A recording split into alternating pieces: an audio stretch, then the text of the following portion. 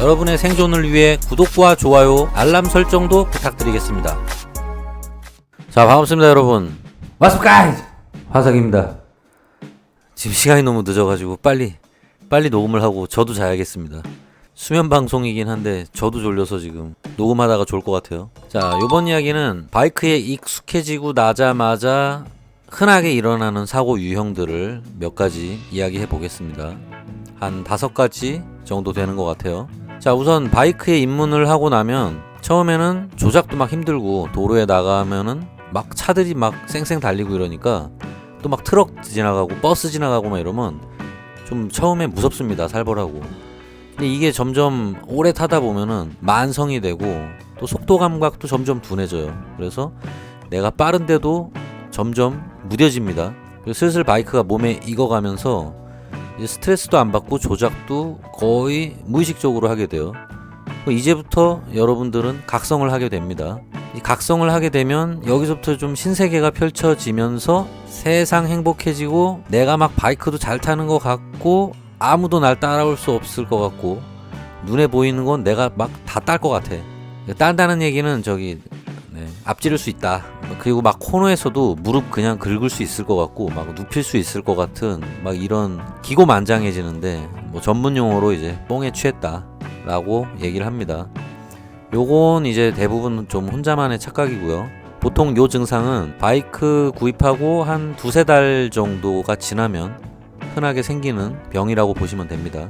하지만 바이크 라이프에서 이때만큼 재밌으면서도 위험한 시기가 없습니다. 각성이라고는 하는데 사실은 초심을 잃어버린 거라고 보시면 되죠.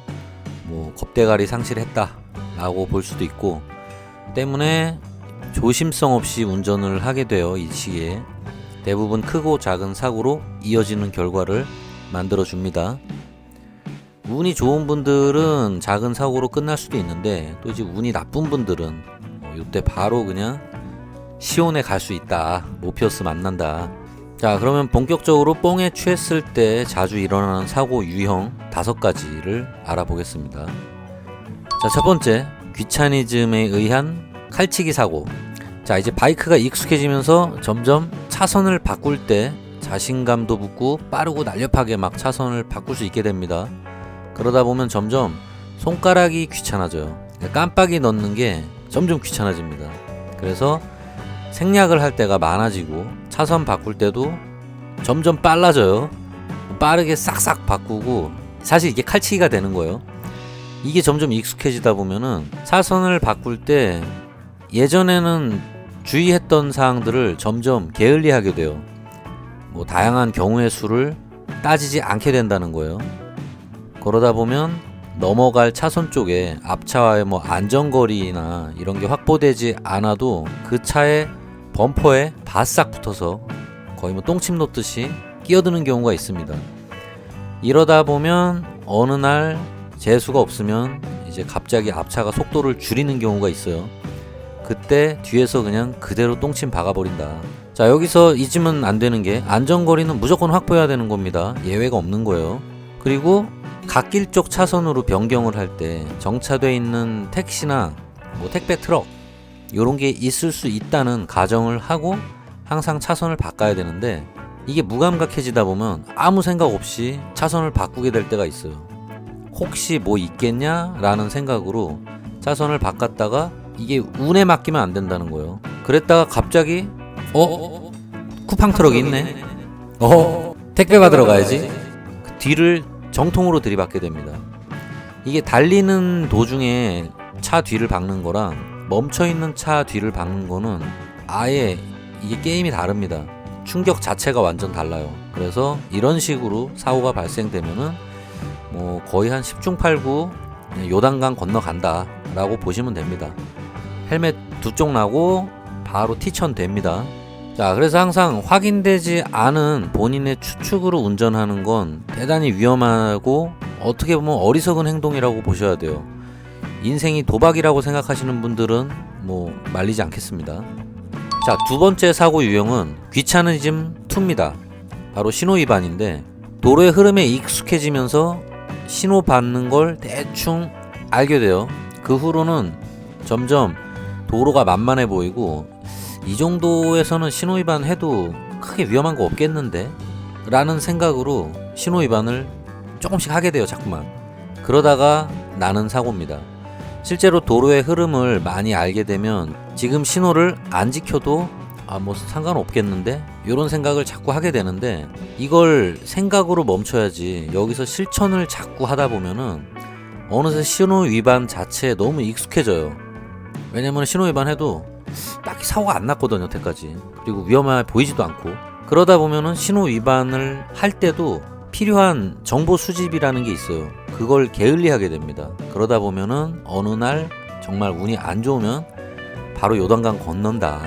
제가 항상 얘기 드리는 것 중에 이 뭐 좋은 얘기는 아니지만 그래도 이제 목숨을 지키기 위해서 최소한 불법을 조장하는 건 아닙니다. 신호 위반을 할 때 하더라도 멍청하게 하지 말고 똑똑하게 하라는 거예요. 자기 목숨을 지키기 위해서. 그리고 사고 나면 나 혼자 납니까? 상대방한테도 큰 피해예요. 오히려 내가 사고 냈는데 상대방이 요단강 건너게 만들 수도 있는 거예요, 강제로. 그러니까 항상 똑똑하고 스마트하게 신호위반을 하더라도 하라는 겁니다. 자, 세 번째 사고 유형은 속도감에 대한 상실입니다. 자, 요것 또한 정말 흔한 바이크 사고인데 바이크를 계속 타다 보면은 처음에는 막 60km만 돼도 무섭고 100km는 막 엄두도 내지 못하고 막 이러는데 인간이 이게 또 적응의 동물이라고 점점 속도감에 둔해집니다. 그러다 보면은 어느 날 속도계가 100 이하로 다니는 일이 아예 없어요. 그리고 스로틀을 항상 끝까지 쥐어짜는 게 그냥 일상이 돼버려요. 여기서 좀 재밌는 게 미들급 이상 타시는 분들은 처음에는 100km가 어휴 무서워 막 이러다가 이 만성이 되잖아요. 그러면은 100km가 한 50km 정도로밖에 안 느껴져요, 나중에는. 그러면 이제 한 200km 정도 땡겨야지 좀 빠른데? 무섭네? 약간 이런 생각을 하게 되고, 근데 또 200km를 자주 땡기잖아요. 그러면은 200km도 예전에 한 100km 정도로밖에 안 느껴져요. 이게 무서운 겁니다. 그래서 이러다 보면은 자기가 과속을 하는지도 모르는 상태에서 계속 과속을 하고 다니다가 사고가 많이 발생이 돼요.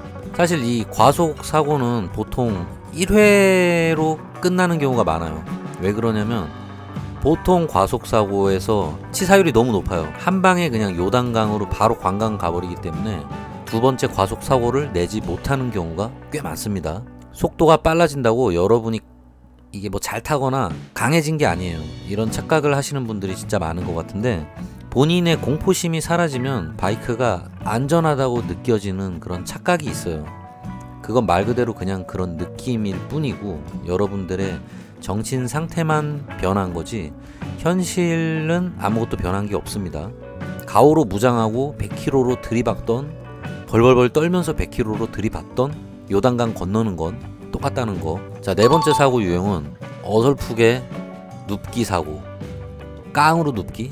이건 이제 모토GP를 동경하거나 자주 보시는 분들만 해당되는 경우인데, 바이크를 타고 이제 코너를 좀 자주 타다 보니까 왠지 자신이 좀 잘 눕는 것 같아. 그리고 자꾸 많이 누워 보니까 또 얼핏 누워진단 말이야.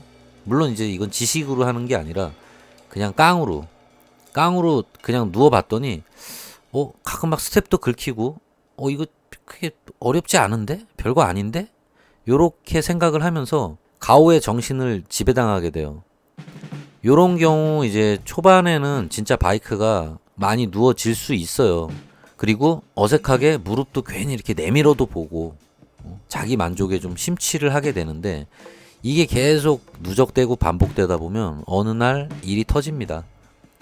특히 이런 경우에 큰일이 나는 시점은 대부분 알차를 구입하면서부터예요.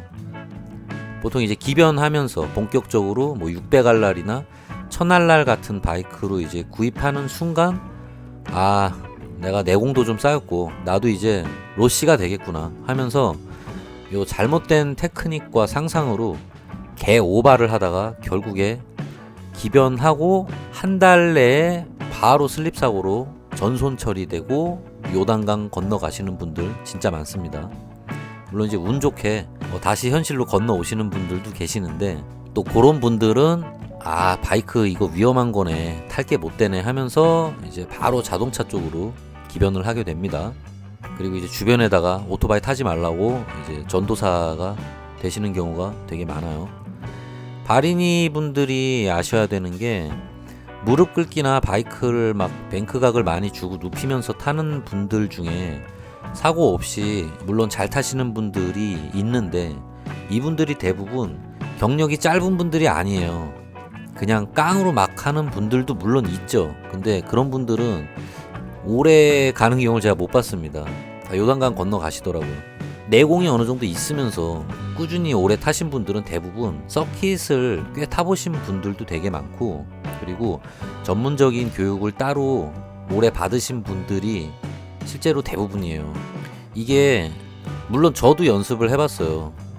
하루 이틀 연습해서 무릎 긁을 수 있습니다. 솔직히 운동신경 어느 정도 있고 건장한 남자분들이면은, 뭐 물론 여자도 마찬가지예요. 여자분들도 건강하시고 운동신경 좀 좋으신 분들은, 그리고 다리도 좀 길고 요런 분들은 1시간도 안 걸려요. 솔직히 무릎 꿇는데. 저도 뭐 연습 공터에서 예전에 해봤는데 1시간 안 걸립니다. 깔면서 연습하면은 한 10분, 15분이면 무릎 긁어요. 그냥 한두 번 깔아보면 감 잡고 그때부터 그냥 긁을 수 있습니다. 근데 여기서 모든 걸 마스터했다고 절대 착각하시면 안 돼요. 이게 엉망진창 무릎 꿇기예요. 사실 그거를 갖다 한번 긁었다고 해서 야, 나 다 배웠다, 나도 이제 로시다, 뭐 별거 아니네, 뭐 이런 생각으로 저기 가오의 집에 당하시면 정말 명줄이 짧아질 수 있다는 거 꼭 명심하셔야 됩니다. 실제로 저배기량 바이크 동호회 중에서도 거의 사고가 사실은 안 나요. 125cc급 동호회에서는. 근데 여기서 사고라는 건 사망사고 얘기하는 겁니다. 근데 예전에 제가 좀 활동을 해봐서 아는데, CBR125 나름 알차다 이거지. 이쪽 분들은 125cc인데도 공도에서 무릎 긁으려고 엄청 노력을 많이 하시거든요. 지금도 그런지 모르겠는데, 예전에는 CBR125 동호회에서 해마다 2-3명씩 죽었습니다. 진짜 사망사고 끝없이 일어나요, 사망사고가. 근데 뭐 A200이나 스쿠터 동호회나 이런 데서는 사실 사망사고 그렇게 안 일어나거든요. 자잘한 사고는 진짜 많이 일어나는데 사람이 요단강 건너는 일은 거의 안 생기거든요. 그래서 어설프게 자꾸 무릎 긁으려고 초보자분들이 이게 뭐 스킬이나 지식이 없이 어떻게 보면 무모하게 도전을 해보려고 하다가 훅 갈 수 있다는 거 꼭 명심을 하셔야 됩니다. 정말 무릎을 긁고 막 타고 싶으시면은 서킷에 가셔서 전문 교육을 꼭 받으세요. 이왕 진짜 가오 잡고 싶으시면은 확실하게 배워서 사고 없이 즐기는 거를 정말 추천드리겠습니다. 물론 그래도 공도에서는 웬만하면 자제하시고요. 자, 5번째 사고 유형은 점점 귀찮아지는 보호장비. 자, 보호장비 역시 처음에는 막 무서워요. 몸 다치는 게 겁도 나고. 그래서 막 덕지덕지 무릎 보호대 하고, 뭐 물론 처음부터 안 하는 분들은 뭐 열애 시키고요. 이런 분들은 또 반대로 사고 난 이후부터 갑자기 막 착용하시기 시작하는 분들도 계세요. 근데 이것도 항상 얘기하지만 첫 번째 사고 났을 때 시온에 가지 않아야지 그 이후가 있는 거예요. 첫 번째 사고로 훅 가시는 분들은 두 번째가 없습니다. 자, 어쨌건 바이크가 익숙해지면서 점점 안전 불감증이라는 게 생겨나요. 나는 사고가 나지 않을 거라는 좀 근자감에 빠져서, 그리고 사고가 나도 내 몸은 다치지 않을 것 같다라는 뭔가 좀 본인 스스로 금강불괴가 시전이 돼버려요. 하지만 결국에 사고가 나면 금강불괴의 꿈은 산산이 부서지고 계란으로 바위치기라는 게 무슨 의미인지 온몸으로 체험할 수 있게 됩니다. 사실 작은 사고가 나더라도 보호장비를 하고 안 하고의 차이가 엄청나게 다른 결과를 가져와요. 흔히들 이제 헬멧만 쓰면 되는 걸로 알고 계시는 분들이 되게 많은데 절대 그렇지가 않습니다. 요렇게 생각하시면 쉬울 것 같아요. 바이크를 타고 가다가 한 60km에서 100km 정도 속도에서 슬립 사고가 났을 때 보호장비가 없이 아스팔트에서 미끄러지실 때 어떤 일이 일어날지 상상을 해보시면 될 것 같아요. 몸이 갈려 나갑니다, 말 그대로. 물론 요런 사고는 제가 제 입으로 너무 끔찍해서 다 말은 못하겠고요. 찾아보세요. 구글에 뒤져보면은 엄청 끔찍한 사진 많습니다. 무서워요. 그거 보면 진짜 살벌합니다. 살벌해 진짜. 바이크 타기 싫어질 정도로 무서운 사진들이 많은데 뭐 알아서들 찾아보세요. 자, 그리고 모토GP 선수들도 이게 모토GP 선수들도 경기 중에 항상 사고가 나는 게 아니에요. 사고가 날 때도 있고 안 날 때도 있습니다. 근데 그 한 번의 사고가 날 때를 대비해서 선수들이 풀 기어를 장착하고 경기를 뛰는 거예요. 이런 걸 생각하시면 여러분도 사고에 대비하는 습관을 항상 들이시는 걸 저는 꼭 추천드립니다. 언제 사고가 날지 누가 알겠어요. 보호 장비를 정말 안 하시고 그냥 헬멧만 딸랑 쓰고 그냥 뭐 캐주얼한 복장으로 바이크를 타시는 분들은 그렇게 생각을 진짜 해보세요. 아니 그 모토GP 선수들도 사고 안 나는 날도 있잖아요. 사고 날 때도 있고 안 날 때도 있고 이게 랜덤이란 말이에요. 그 모토GP 선수들도 진짜 그냥 반팔에 티셔츠에 반바지 입고 헬멧만 쓰고 경기를 뛰어도 된다는 얘기잖아요. 그런 사고 방식이라면. 자, 어쨌든 특히 글러브를 이제 멋으로 끼는 분들도 계시더라고요. 이게 안전을 생각해서 끼시는 게 아니라 그냥 막 반장갑 같은 거, 막 구멍 빵빵 뚫린 깡패 글러브 같은 거 이런 거 그냥 끼시는 분들도 있는데 이게 작은 사고에서도 넘어질 때 손으로 땅을 먼저 짚기 때문에 손부터 무조건 갈려 나갑니다. 이게 그냥 한번 땅에 꽝 찍고 끝나는 게 아니에요, 여러분. 손이 땅에 짚으면 쫙 갈려 나갑니다. 나중에 뼈까지 갈리는 수도 있어요. 그래서 장갑은 반드시 끼셔야 된다. 그리고 웬만하면은 반장갑이나 얇은 가죽 글러브 이런 거는 추천드리지 않습니다. 반드시 바이크 전용 글러브를 끼시는 게 좋고요. 그리고 긴 장갑, 반장갑 말고 손바닥 쪽에 슬라이더 패드가 달려있는 장갑을 꼭 추천드립니다. 저는 요거 사고 나보신 분들은 알아요, 얼마나 중요한지. 자, 6번째 사고 유형은 아이고 5개가 아니었네요. 네, 6가지입니다. 죄송. 6번째는 여유, 허세죠. 허세를 부리다 나는 사고입니다. 이제 바이크를 입문하고 처음에는 막 사방팔방 살아남기 위해서 사주 경계를 많이 해요. 막 조심조심 하면서 긴장된 마음으로 바이크를 타게 되지만 이게 점점 해이해집니다. 점점 이제 느슨해지고 여유로워져요. 그러다 보면은 살기 위해서 두리번거리던 자신의 과거를 되돌아볼 때 뭔가 좀 쪽팔렸는데 내가 뭔가 좀 나약해 보였다라는 뭐 이런 부끄럽다는 생각도 하게 되고요. 마치 쥐들이 살기 위해서 막 촐싹거리는 것 같은 모습이 자신의 과거의 모습이었다면 이제는 많은 것이 익숙해져서 뭔가 여유로움마저 들게 되고 불필요한 동작을 줄이고 행동이 느려지기 시작합니다. 뭔가 좀 사자가 어슬렁거리는 듯한 뭔가 먹이사슬의 포식자가 된 듯한 여유로움, 이제 전문용어로 거들먹거린다라고 하죠. 이러한 동작 역시 가오가 정신을 지배했을 때 나오는 특유의 느릿느릿하고 여유로운 뭔가 강자에게서만 느껴지는 포스입니다. 다만 이게 바이크 라이딩 중에는 그런 게 중요한 게 아니고 빠르게 판단하는 움직임이 더 중요합니다. 이러한 거들먹거리는 현상 때문에 가장 많이 나는 사고가 전방 시야 확보 부주의 사고예요. 제가 종종 농담식으로 얘기하죠. 주로 라이딩 중에 사각지대를 확인하거나 뭐 회전 교차로 등에서 좌우를 살핀다거나 또는 달리다가 옆에 뭐 신기한 물건이 있어서 구경을 한다거나 가장 결정적으로 위험한 게 미녀가 지나갈 때, 미녀가 인도 쪽에 있다 이럴 때 머리를 돌려서 그 대상을 루곤 하다가 너무 천천히 정면으로 머리를 돌려서 갑자기 정면에 있는 차의 뒤쪽을 추돌하는 사고입니다. 이 머리를 천천히 돌리는 이유가 사실 앞에서도 얘기했지만 너무 촐싹거리면서 머리를 막 두리번거리면은 가오가 떨어지기 때문에 최대한 여유롭게 천천히 움직이려고 하는 그 습성 때문에 그래요. 어떻게 보면 이게 정말 유치해 보이는 내용인데 실제로 이것 때문에 큰 사고가 많이 벌어져요. 그래서 폼생폼사라는 말도 있는 것 같아요. 이 남자분들은 또 이제 가오에 죽고 가오에 살고 막 이래버리니까 제가 추천드리는 건 폼이 떨어지더라도 머리는 빠르게 움직여야 된다. 전방을 보다가 미녀가 보고 싶다, 인도 쪽에 있는, 그러면은 머리를 끊어서 보세요. 끊어서 빠르게 앞에 봤다가 미녀 봤다가 앞에 봤다가 미녀 봤다가 잽싸게 움직이라는 거예요. 그래도 너무 보고 싶다 진짜. 그런 분들은 제가 팁을 하나 알려드리겠습니다. 헬멧의 액션캠을 일단 다시고요. 그리고 눈은 정면을 보시고 머리만 미녀 쪽으로 돌리시는 거예요. 그리고 집에 가서 액션캠을 자, 결론입니다. 초심을 지키는 게 정말 중요합니다.